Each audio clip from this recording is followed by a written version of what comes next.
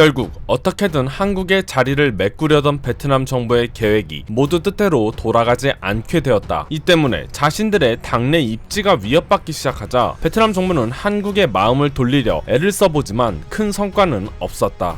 한국을 향해 기세등등한 모습을 보이던 베트남 정부. 한국인이 여행 오지 않아도 상관없다. 투자하지 않아도 투자할 나라는 매우 많다. 철수하라면 철수해라. 라며 콧대를 높이 세우던 베트남이 더 이상 버티지 못했나 봅니다. 한국을 대신할 빈자리로 일본을 점 찍었지만 오히려 일본은 베트남을 이용할 생각만 하며 베트남 또한 이를 잘 알고 있었지만 마땅한 대응책이 없었죠. 베트남이 급하다는 것을 아주 잘 알고 있는 일본은 베트남에게 투자를 해주겠다며 약속했지만 말만 나올 뿐 일본 기업 어느 것 하나 제대로 투자를 진행한 곳이 없었고 오히려 베트남에게 관세 철폐와 일본 기업들을 위해 땅을 무료로 지원해달라는 말도 안 되는 협력 지원책을 강구했습니다. 한시가 급한 베트남 정부는 토지 임대료를 10년 동안 면제하되 영구적으로 토지를 무상 지원해줄 수는 없다며 반발했고 이 둘의 협상은 타결점을 찾지 못하고 지루하게만 늘어져 갔습니다. 이러한 상황에도 베트남의 경제는 빠르게 악화되며 베트남 시민들이 직접 피부로 느끼게 되는 상황까지 벌어지게 되는데요. 이로 인해 베트남 내에서 베트남 정부에 대한 당 인지도와 신뢰도가